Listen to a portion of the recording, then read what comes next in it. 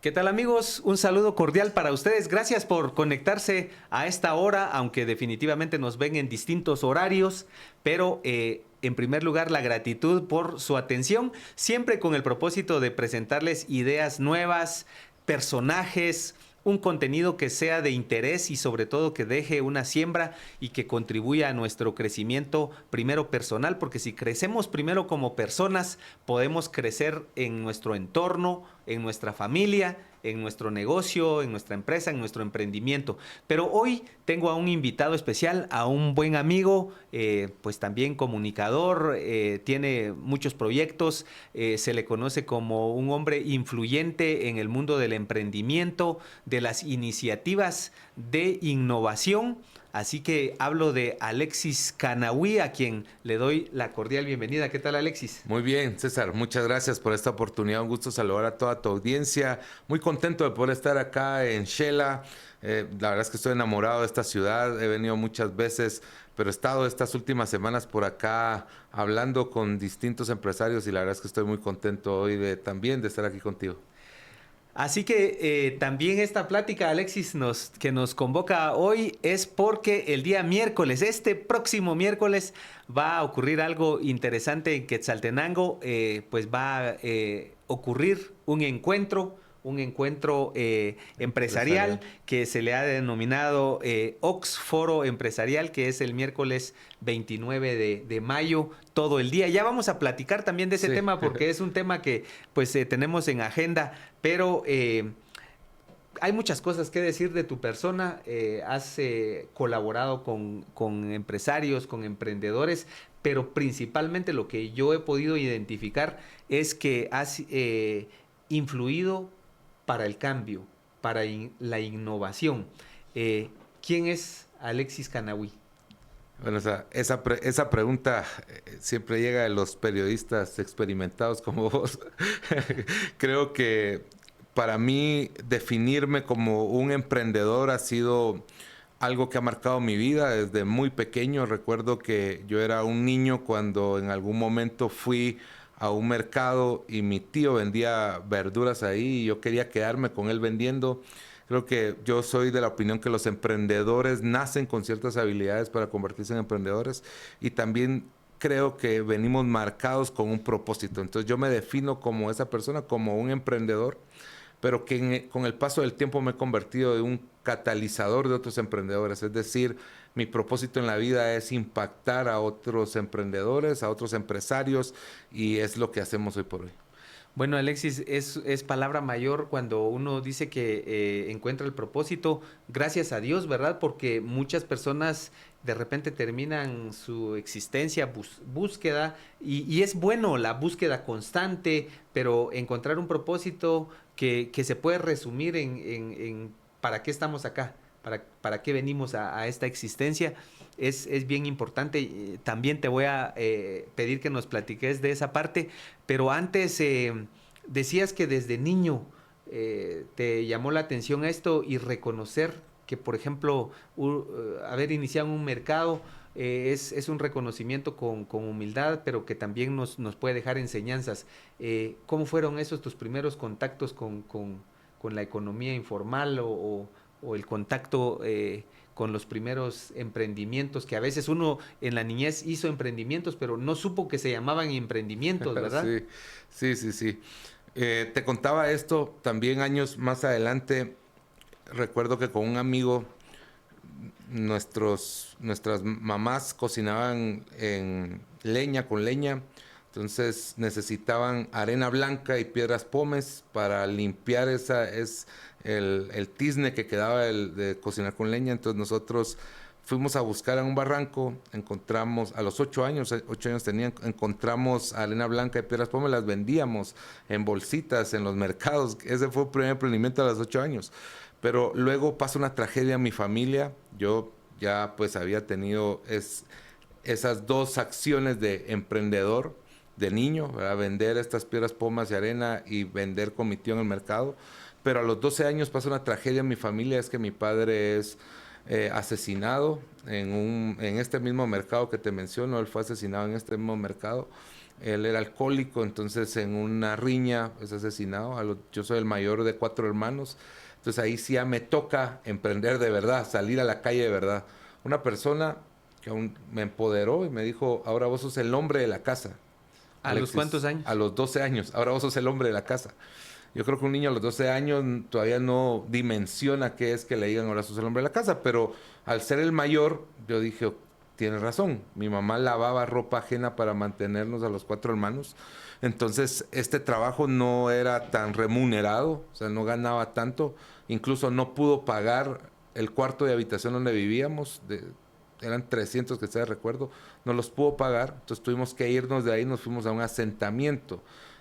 Había un área en un barranco de la zona 6, cerca siempre de este mercado, en la zona 6 de la ciudad capital. Entonces nos fuimos a vivir a ese asentamiento, hicimos una covacha de lámina y ahí nos fuimos a vivir.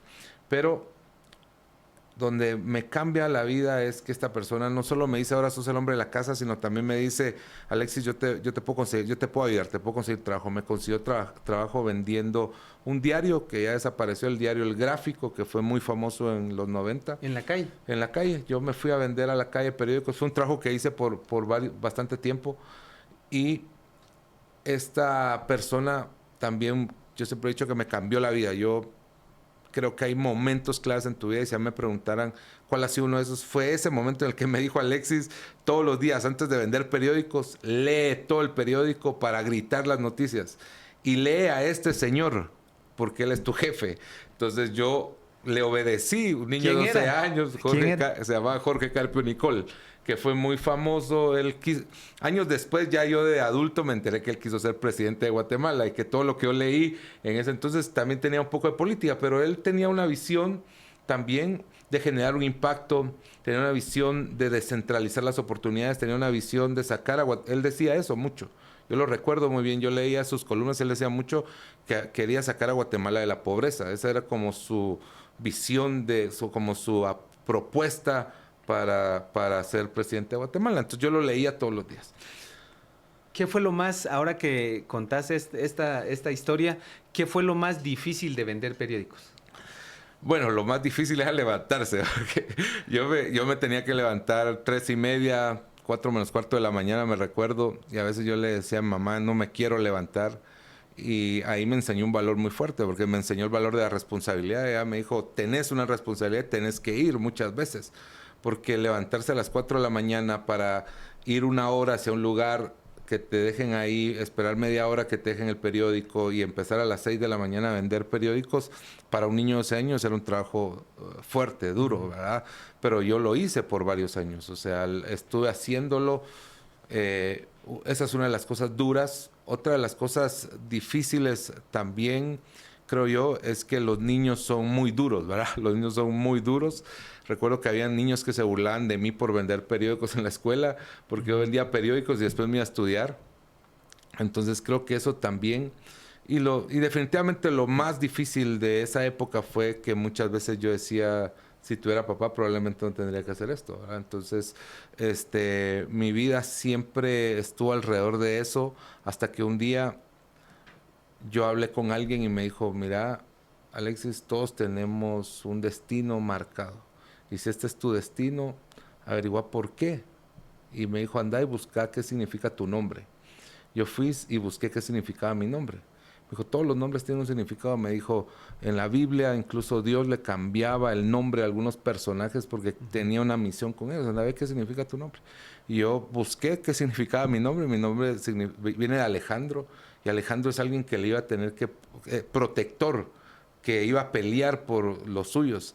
Entonces yo en ese momento me empoderé, yo dije, yo vengo marcado para esto, yo soy un protector de mi familia y voy a tener que pelear por ellos. Me cambió completamente el chip y yo dije, empecé a hacer esto con otro, o sea, lo empecé a hacer más con amor, ya no me quejé y empecé a decir, mi papá murió por un propósito. Creo que eso cambió mi forma de pensar, que igual, yo estoy seguro, y hoy te lo digo, César, si mi padre no hubiera muerto, probablemente yo no estuviera aquí hoy con vos. Qué interesante remarcar eso. Pero también a raíz de esto hay que darle honra a tu señora madre. ¿Qué fue Sí. lo mejor que hizo ella? Y mencionémosla con nombre propio, por favor. Ella se llamaba Cristina Alvarado Zuruy.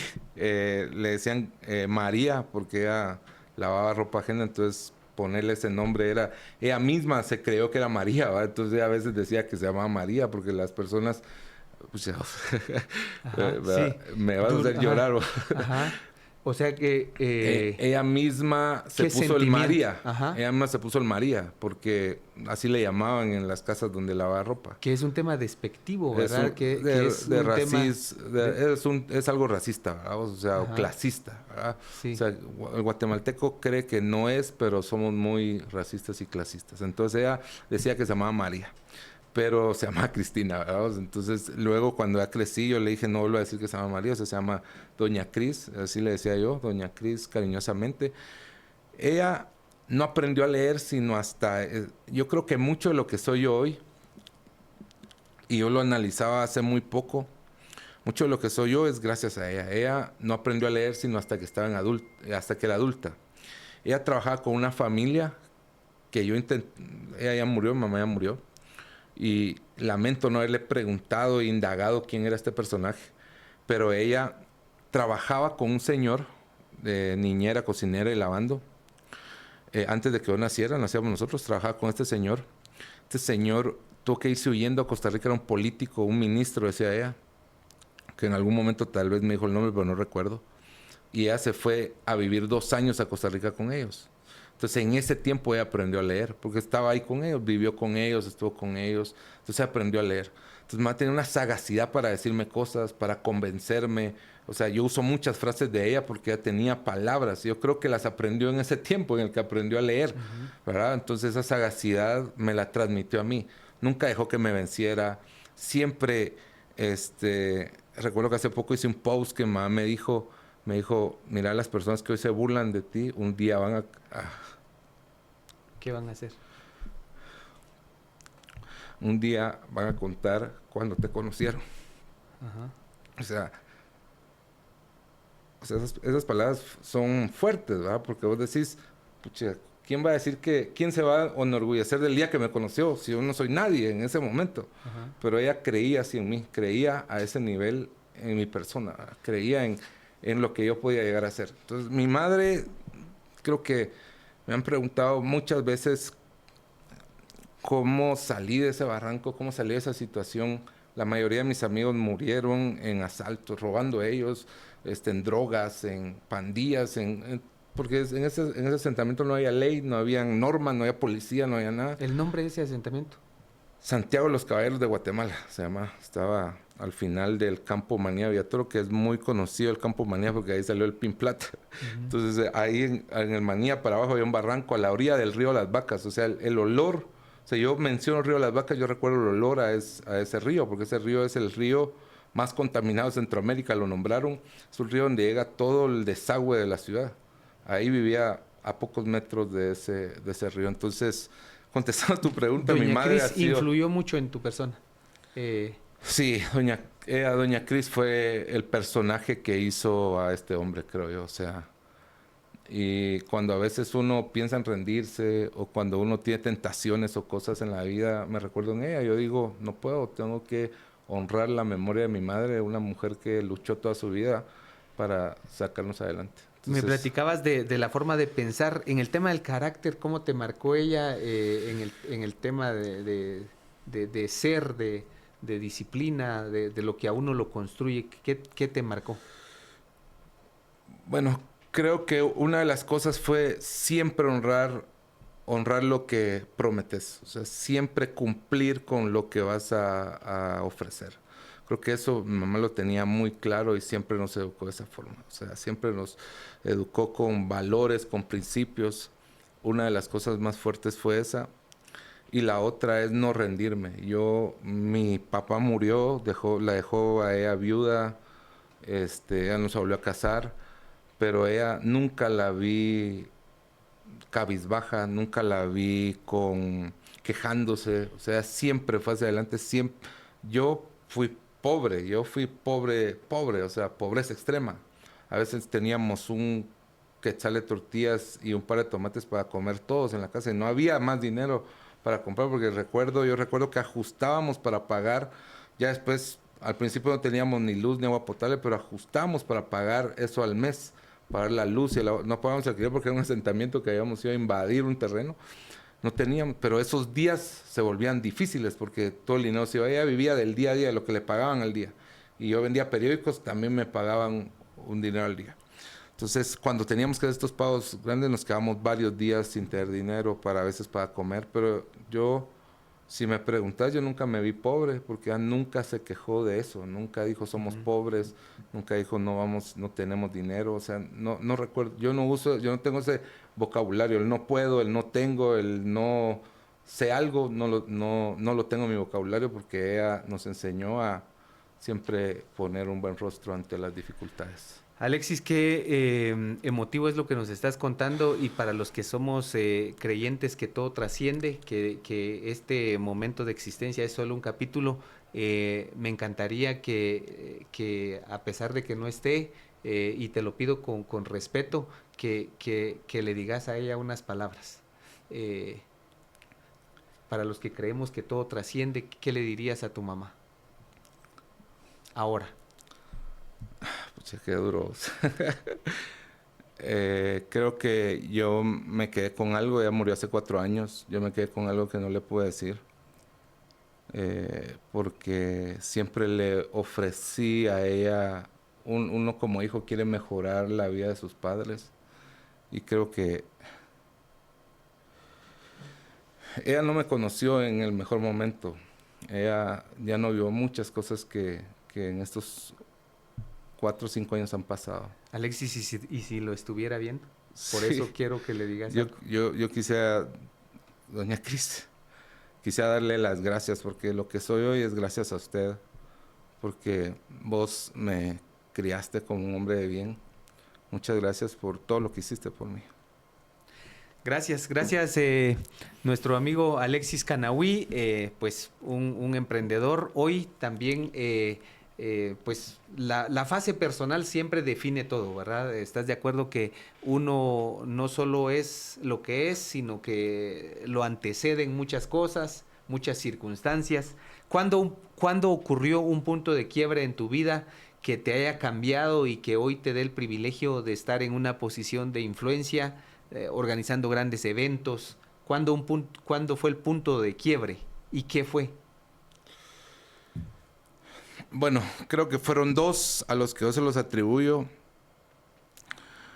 Uno muy importante fue en fechas muy parecidas, cuando yo estaba terminando los básicos. Yo voy con un maestro de una escuela, me tira una almohadilla y me pega aquí, y yo la agarro y se la devuelvo, y él me dice: no entras más a mi clase, tenés ganada mi clase, ándate. Entonces yo dejo de entrar a esa clase y me voy y tenía 1 hora libre al día, entonces me iba con la psicóloga. Entonces esa época, o sea, a pesar de que no es algo bueno haber hecho eso y perder una clase de la que hoy también me puedo lamentar no haber aprendido algo, pero tener esa hora para estar con una psicóloga, me, de verdad me transformó en forma de pensar. Ella me guió. Yo siempre pensé que me había guiado mal, porque yo quería estudiar mercadotecnia y publicidad. Y ella me dijo: no, anda a estudiar contabilidad. Entonces yo me fui a estudiar contabilidad. Pasé estudiando contabilidad 3 años muy difícil, porque no era lo que me gustaba. Pero cuando salí de ahí, todos mis compañeros se fueron a estudiar administración y auditoría, y el único de toda mi generación que se fue a estudiar periodismo fui yo. Entonces todos me decían: estás loco, ¿cómo te vas a estudiar periodismo? Vas a desperdiciar tus 3 años. Pero después yo me di cuenta que la sagacidad en números, lo que aprendí ahí en negocios, no lo hubiera... Yo iba a aprender algo técnico estudiando mercadotecnia y publicidad, y aprendí cómo funcionaban las empresas, qué necesitaban las empresas, y eso me ayudó a crear una empresa un poco después, cuando creé por primera vez una empresa. Y lo otro fue lo que me sacó a mí. O sea, sí tuve una vida también difícil en esta situación, en este asentamiento donde vivía, de drogas, de pandillas, etcétera. Y un día empiezo a ir a una iglesia, y en esta iglesia conozco a Jesús y mi vida cambió rotundamente. Entonces yo creo que esas dos cosas, yo siempre digo que uno no debe buscar solo lo espiritual, también debes aprender a entenderte. O sea, muchos cristianos creen que con ser cristianos espirituales ya están resueltos, pero hay muchas cosas que tienes que ir a atender. Entonces, el haber tenido un mentor psicólogo acá que se ocupó de traumas, de cosas que tenía, y haber conocido a Jesús en una iglesia, esas dos cosas creo que me dieron una apertura de mente, me dieron una capacidad y una resiliencia que es muy necesaria en la vida, y cuando uno tiene una situación tan difícil o ha atravesado momentos duros, esa resiliencia se vuelve fundamental. Entonces, creo que esas dos cosas diría que fueron esos puntos que unieron. Que me cambiaron, que hicieron de mí lo que soy ahora. Alexis, en el tema del emprendimiento y la innovación, ¿cuándo ya empieza tu fascinación por este mundo? Porque es un mundo maravilloso. ¿Cuándo empezás a conectar ya con el tema del emprendimiento? Bueno, en el 2009 yo me graduó de periodista, salgo de Ciencias de la Comunicación, y empezamos a publicar un medio un medio impreso, una revista que se llama Actitud. Esta revista gana un premio en Miami como la mejor revista de su género en Latinoamérica. Esta revista tuvo muchos éxitos. El eslogan de esta revista era para mentes emprendedoras. Yo creo que yo empecé ahí, investigando y leyendo, a aprender acerca de la innovación y el emprendimiento. Pero realmente fue unos años después en los que yo empecé a especializarme y a estudiar más. Estudié en el MIT acerca de tecnologías disruptivas. Entonces aprendí de todo esto que estaba pasando. En el 2007 me voy a Silicon Valley a vivir. Viví allá un tiempo y ahí aprendo de todas las empresas tecnológicas. Estuve 6 meses viviendo allá, aprendiendo de fundadores de empresas tecnológicas. De ahí regreso a Guatemala con la visión, eso fue en el 2016, con la visión de empoderar a los emprendedores y crear un ecosistema. Ahí fue donde yo creo que entendí cuál era el siguiente paso, el siguiente propósito, o cómo iba a complementar mi propósito, y era impactar a los emprendedores a través de crear un ecosistema de innovación, emprendimiento y tecnología. Entonces, a eso le he dedicado yo los últimos años de mi vida, del 2016 para acá, a impactar al ecosistema de emprendimiento en Guatemala, y que quiero expandirlo, y por eso hoy estamos aquí al occidente haciendo este evento la próxima semana, el 29 de mayo, donde vamos a hablar también acerca de esto, ¿verdad? Bueno, el desafío es grande porque entonces es conseguir experiencias, vincularlas con quien las necesita, promover, predicar y promover el ejercicio del emprendimiento ligado a la innovación.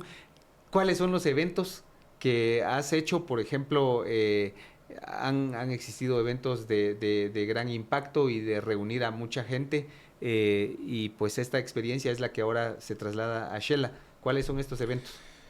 En la ciudad de Guatemala hacemos Training Day. Training Day, ya muchos asistentes de Occidente. Training Day es un evento que reúne a 2.500 empresarios y emprendedores en la ciudad de Guatemala. Traemos speakers globales a hablar, y es un día de conferencias. También hacemos Disrupt Fest, que es un evento de 3 días de startups de tecnología de todo Centroamérica.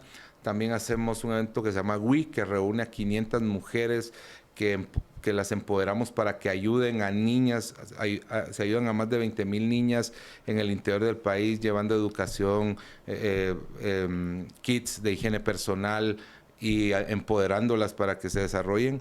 También hacemos un evento de salud que se llama Healthy Day, donde hablamos de cómo mejorar nuestra salud física, emocional y la alimentación. Y hoy estamos viniendo y trayendo toda esta experiencia de estos eventos que hacemos en Guatemala y en Centroamérica. Venimos aquí a Occidente a hacer OX, el Foro Empresarial de Occidente, un foro que busca 3 cosas. Uno es inspirar a los empresarios y emprendedores con historias inspiradoras de negocios. 2 es empoderar con conocimiento y con herramientas de crecimiento a los empresarios y emprendedores a través de metodologías de de globales. Hay una metodología que se llama Lean Canvas. Traemos un experto de Latinoamérica para esta metodología. Las metodologías ágiles, traemos un experto. Hay una metodología que se llama Scaling Up, que se usa precisamente en Silicon Valley, que es una metodología de crecimiento de las empresas. También tenemos un experto. Y también el tema de networking, de cómo conectar a la comunidad de negocios, cómo hacer este networking que no es solo tener el teléfono de alguien para poder llamarlo. El networking es intencional. Cómo yo te ayudo, cómo me ayudas, cómo ayudamos al tercero, cómo creamos una red de contactos donde todos podamos crecer juntos, ¿verdad? Que eso es una de las cosas fundamentales de los ecosistemas de emprendimiento. Entonces traemos un personaje. Eric Tran es hijo... Nació en Estados Unidos, hijo de madre guatemalteca, que precisamente tiene raíces de Occidente, y padre vietnamita. Él fue el director de Los Simpson por 20 años y hizo la película de Los Simpson. Él es un empresario de Hollywood, un productor muy famoso en Hollywood y que ha ganado 3 premios de producción equivalentes al Oscar, o sea, de producción de audiovisual. Viene acá para hablar en el evento, hablar de innovación, de cómo innovar en los negocios. Entonces creo que va a ser un evento muy relevante y traemos toda la experiencia de estos años, de estos eventos que hemos hecho, lo vamos a traer acá a Quetzaltenango. Alexis, ahorita la pregunta de nuestra audiencia es ¿cómo participar? ¿Cuánto vale? ¿Es gratis? Por favor. Bueno, es facilísimo. El sitio web es OX Foro 2024, OX Foro 2024. La entrada es completamente gratis, solo tienen que ingresar a oxforo.com y ahí está cómo registrarse, dejar sus datos y al correo o al WhatsApp le va a llegar un código QR y con ese entra. Lo mejor es que pueda reservar su espacio, pero también ese día vamos a estar ahí para recibirlos. Así que todo aquel que quiera asistir a este evento no se pierda la oportunidad de dedicar un día, porque es un día completo, César, de 8 a 6 de la tarde. Es una jornada completa. La verdad es que va a ser una buena inversión. Yo creo que el conocimiento, la educación, el interactuar con otras personas, a ir a conocer, siempre es valioso. Si eres empresario, si eres emprendedor, tienes que estar en este evento este próximo miércoles 29 de mayo. Así que muy apropiado, OX, el Foro Empresarial de Occidente, muy vinculante con la reciente declaratoria de Quetzaltenango como la ciudad del conocimiento. Xela, Quetzaltenango es ahora la ciudad del conocimiento, es un nombre público para toda la ciudad que justamente le da cabida a estos eventos masivos, a estos eventos como muy bien, quiero subrayar esa palabra de intencional, tiene un propósito. Así que para ir cerrando esta conversación, ¿cómo encontramos propósito, Alexis? Bueno, creo que encontrar el propósito es un proceso en la vida. Creo que yo he dado muchas conferencias a jóvenes y estos jóvenes muchas veces les pregunto si tienen un propósito en la vida y no lo tienen claro. Creo que todos tenemos un propósito. El tema es encontrar ese propósito. ¿Cómo encontrar ese propósito? Vayan y busquen, pongan la palabra Ikigai en Google. Eso que te apasiona hacer, eso que te enciende a hacer, eso que sos bueno haciendo, ¿verdad? Pero que también le sirve a la gente y también puedes ganar de eso o puedes vivir de eso. Cuando empiezas a mezclar, porque mucha gente hace algo por necesidad, porque gana dinero, o hace algo porque sus papás o sus familiares lo empujaron a hacerlo y que eso solo le da satisfacción a alguien más y puede ser muy bueno haciendo algo, pero no estás satisfecho con eso. Tienes que juntar las 3 cosas, tienes que estar satisfecho, tiene que generar un impacto a alguien más y tiene que ser algo con lo que puedas vivir. Entonces busca encontrar, yo creo que debes de buscar dentro de ti, no afuera de ti. César, un gran gusto tenerte acá. Muchas gracias, qué alegre, de verdad, gracias por esta entrevista y fue confortante, la verdad. Muchas gracias. Bueno, gracias Alexis, gracias a ustedes que han permanecido en sintonía de este podcast. Recuerden, este miércoles una cita, el evento va a ser en el Centro de Convenciones Gran Carmel, en la zona 7 de Quetzaltenango. La Voz de Xela es uno de los patrocinadores de este OX, el Foro Empresarial de Occidente 2024. Gracias por acompañarnos, recuerden, el propósito es compartir ideas que tengan un impacto en nuestro pensamiento y que nos provoquen a un cambio y que pues juntos salgamos adelante. Muchísimas gracias por su atención.